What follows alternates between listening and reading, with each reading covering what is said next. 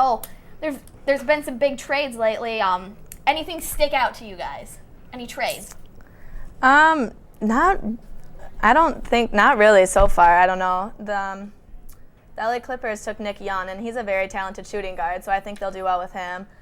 And the Spurs they took back former Steven Jackson, so I think that'll be good too. His adrenaline will add somewhat to their slow offense, I think. But I don't know. The Celtics are struggling, clearly. We were talking about this earlier. Yeah. I think so. I don't know. What about you? You basically took it. I mean, I was going to say the Los Angeles Clippers, that was a success story right off the bat. And I was going to say the Spurs, Steven Jackson. Is that his name? Mm-hmm. Yep. Okay, I think he's going to bring the energy. He's going to bring the heat. So he's going to be fun to watch. And I was also going to talk about how the Celtics did absolutely nothing. They basically showed the antithesis of a bad trade and just bad business. So. I mean, they want to get rid of their best player, Rajon Rondo. I mean, it's like getting rid of your quarterback on your football team. I mean, why would they ever want to do that? Money? I don't know. Yeah, it's money. I mean, he's a young player. He's putting up numbers. He's like the best assist leader in the nation, and they want to get rid of him. That's ridiculous. Mm-hmm. Anyways, they got rid of the Lakers traded Derek Fisher. He went from the Lakers to the Rockets. Mm-hmm. And they play each other tonight, actually, so that should be a good matchup. I mean, he's always just been a Laker, so it's kind of like degrading to him that they took him out of there. I mean, it's his home. I mean, Kobe wasn't too happy about it.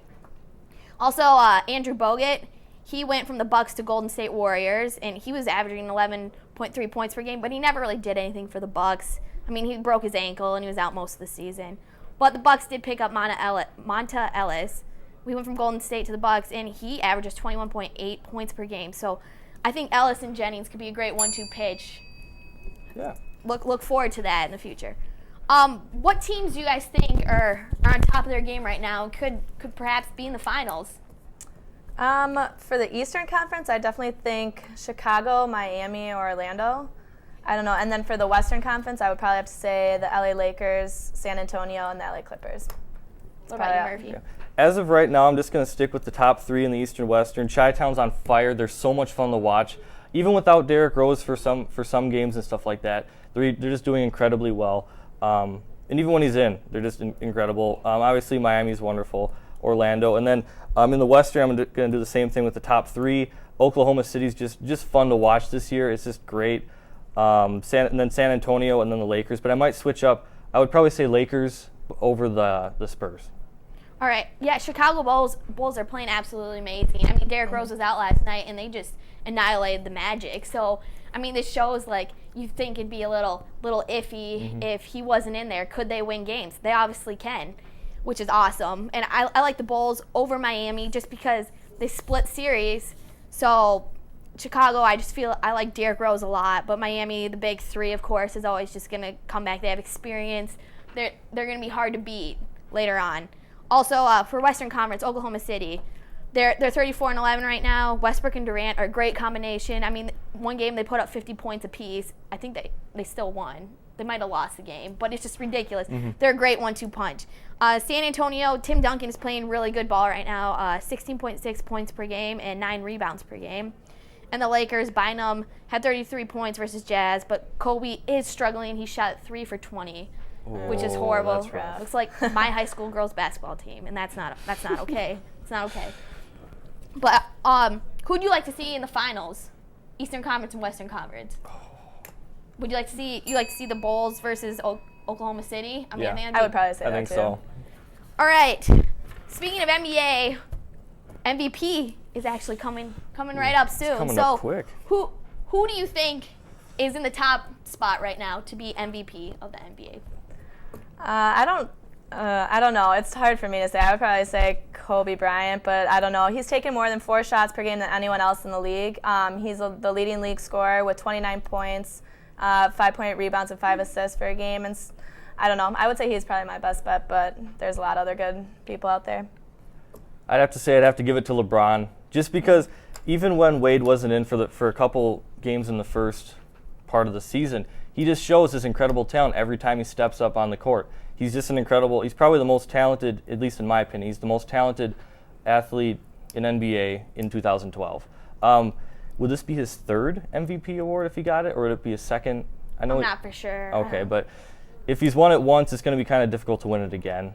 I mean, does the fact that Dwayne Wade is also up for the MVP award, does it make LeBron's chances go down? I think so. I think the votes are going to be split a little bit different. Yeah, some are going to be taken away from LeBron. Absolutely. Both great players, though. I mean, if he was still with the Cavs, I think he'd have more MVPs than he is right now with the Heat. But my pick is going to be Derrick Rose for the second year in a row. He's averaging 22.8 points per game, 8 assists per game.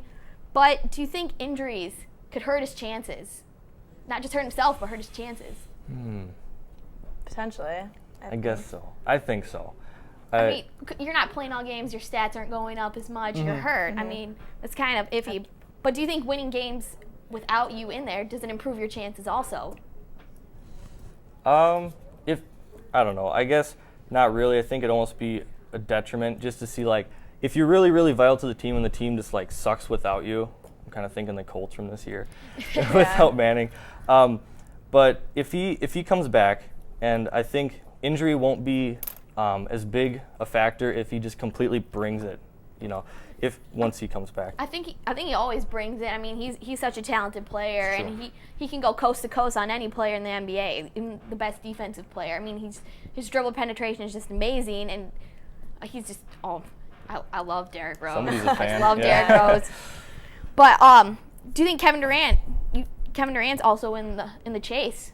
Oh yeah, for sure. It's a possibility. I mean, one game he had 50 points, I think, and 27.7 points per game with 7 rebounds and 3 assists. I mean, he's bringing it too. Yeah, he's definitely in his prime right now. He's had 9 30-point games in the past month, and he's doing like career highs for rebounds and what else? Assists. So he's at the top of his game. The great thing about it is all these players are still young, so they'll have a chance.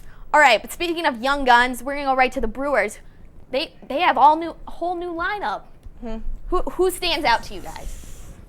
I would say their new shortstop and Matt Gimmel taking Prince Fielder's spot is probably going to be a big deal, I would say, too.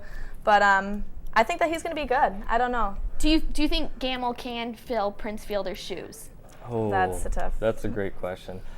He's the one that I want to watch this year, too, just because I think that he's going to the magnifying glass is going to be on him because everybody watched Fielder last season. So I think that people are just going to have a really high standard for him this year. Yeah. Absolutely. I mean, in the minors last year, AAA, he hit .310 with 28 home runs and 96 RBIs. But I mean, that's pretty good. I mean, for AAA player, that's why they moved him up to the majors. He also had 11 errors in 102 games. He didn't start at first base. So, I mean, transitioning from a spot to first base can be really hard. But honestly, through the first 9 games in the spring training, he's hitting .318, and he homered in 3 consecutive games. And also, he lost 25 to 30 pounds. Yeah. So, I mean, the one thing he can be better at than Prince Fielder is running bases. Prince is not good at that. Yep. Trying to track on that. But you said their shortstop, Manny Ramirez. I mean, he was on the Cubs, and he was putting up numbers too. Also, I want to point out Aoki. He's only hitting .167 in spring training, but yesterday he had 3 hits and 3 RBIs, which, I mean, he's going to be so wishy-washy, you never know what's going to happen. And Gonzalez, the third baseman, is also someone to watch for. For sure. But right now we're going to head to a PSA. We'll be right back. There's no more beautiful image in the galaxy than that of a nebula. But what is a nebula? The most general definition of the term is a cloud of interstellar gas and dust. But it turns out that there are several different types. Emission nebula actually emit colored light. These nebula are neat because they are often birthing grounds for new stars. The opposite of an emission nebula is a planetary nebula. Here, stars are in the process of dying and are losing layer after layer of gas to the interstellar winds. Even more dramatic are supernova remnants. These are stars that didn't wait to die. They blew up. A nuclear reaction to the core of the star causes the whole thing to implode on itself. The gases get superheated and explode outward to create these stunning displays. Reflection nebula are a completely different story. These formations are made up of dust clouds that are fine enough to reflect